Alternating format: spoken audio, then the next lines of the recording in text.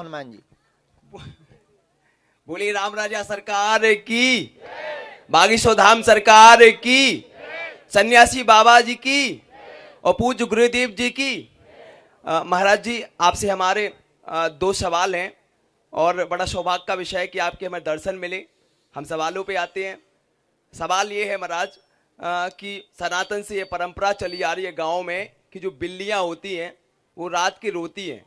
तो अक्सर गांव में हम देखते हैं, हम गांव से हैं, तो बिल्लियां रोती हैं तो बुजुर्ग लोग बोलते हैं कि कोई संकेत कर रही है अशुभता को लेकर कि कोई घटना घटने वाली है। तो अमूमन ये चीजें होती रहती हैं।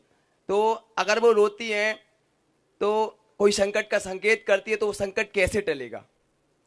और दूसरा सवाल मतलब इसी में साथ है, दूसरा बाद में बताएं। पहला हम बता दें जी।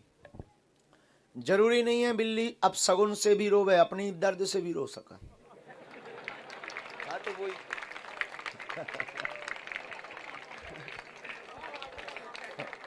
भाई उसकी भी तो निजी फीलिंग है, उसकी भी तो कोई निजी फीलिंग होगी, उसको भी तो जीने का अधिकार है। हाँ। हर चीज को सगुन और अपसगुन से नहीं जोड़ सकते। कुछ चीजें देखो, हम एक आईपीएस को बैठे बैठे बात कर रहे थे, उससे प्रश्नोत्तरी कर रहे थे। आईपीएस ने कहा कि धर्म का विषय आप लॉजिकली मानते हैं या इनलॉजिकली। तब हम उनको जवाब दे रहे थे कि देखो, हर विषय धर्म का लॉजिकली नहीं हो सकता। हर विषय में लॉजिक हो ही नहीं सकता। अब कलावा का क्या लॉजिक?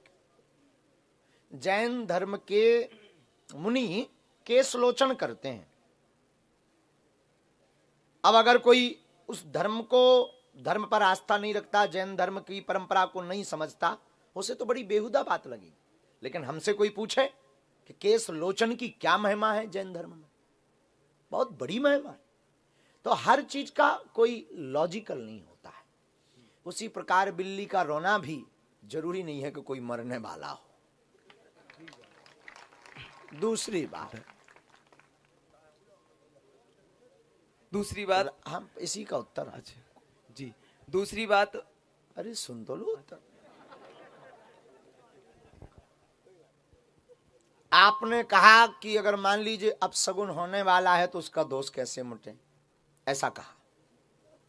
तो उसका उत्तर ये है कि जब राम जी का अवतार हुआ तो ग्रह बार नक्षत्र तिथि सकल भये अनुकूल। जब राम जी आए तो सब अनुकूल हो गए। जिस दिन ऐसा कुछ हो गए उस दिन खूब जोर जोर से भगवान नाम का कीर्तन भाव पूर्वक गाना चाहिए। मंगल भवन अमंगल हारी, मंगल करते हैं, अमंगल का विनाश भगवान का नाम करता है।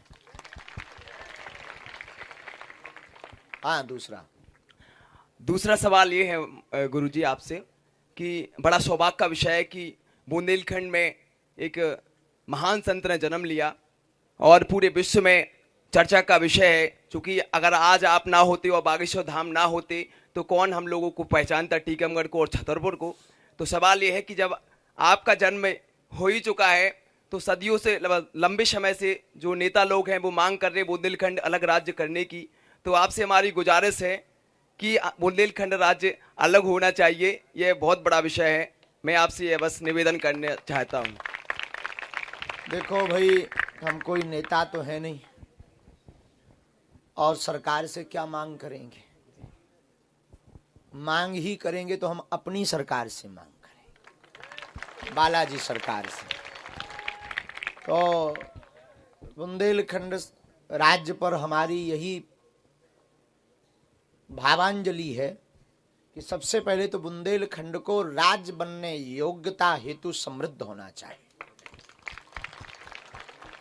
क्योंकि राज्य बन भी जाए, समृद्धता ना हो तो राज्य बनने का कोई मतलब नहीं। पाकिस्तान जैसो देश हो गए भाई, देश तो बन गए थे फिलो फिलो में, अब बेचारे वो जो है भीख मांगत फिर रहे हैं भाई, बताओ। इसीलिए हमारा मन का भाव है बनना चाहिए, हम इस समर्थन में है। धन्यवाद। लेकिन समृद्धता के साथ। एक लास्ट और लास्ट कुछ बाद में नहीं, बस एक लास्ट हिंदू राष्ट्र को लेकर के है। हिंदू राष्ट्र को लेकर के ये है सवाल हमारा कि महाराज जी, आप लंबे समय से ये मांग कर रहे हैं और हम लोगों की भी ये मांग है कि ये आंकड़े हैं कि देश के प्रधानमंत्री भी हिंदू हैं और लगभग 29 राज्य में भी मुख्यमंत्री हिंदू हैं और विधायक और सांसद लगभग करीबन 99% सभी हिंदू हैं। तो कठिनाई कहाँ आ रही है? हम लोग सबसे ज्यादा हिंदू और पूरे भारत अगर विश्व की बात कर ले तो 97 मुस्लिम 57 मुस्लिम अलग से जो वहां पे मतलब देश हैं वो घोषित हो गए हैं। तो हमें इतनी कठिनाई क्यों आ रही है जबकि हम 99% यहाँ पर स्थापित है?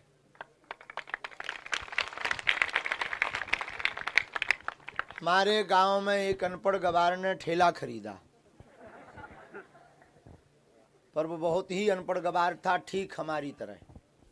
ठेला तो खरीद लिया पर चलाना नहीं आता था। उसी प्रकार हिंदू तो हैं पर जगना नहीं आया है। बस ये कमी रह गई है। जिस दिन हिंदू जग जाएंगे उसी दिन हिंदू राष्ट्र बन जाएगा। ये उसका सॉल्यूशन है। देखो, ये काम सरकार का नहीं है, ये काम हिंदुओं का है। इसलिए लोग हमसे पूछते हैं, जर्नलिस्ट जब पूछते हैं कि आप सरकार से मांग करेंगे, हमने कहा हम बालाजी सरकार के अलावा किससे मांग करें? ये काम सरकार का नहीं है, ये काम हिंदुओं का है।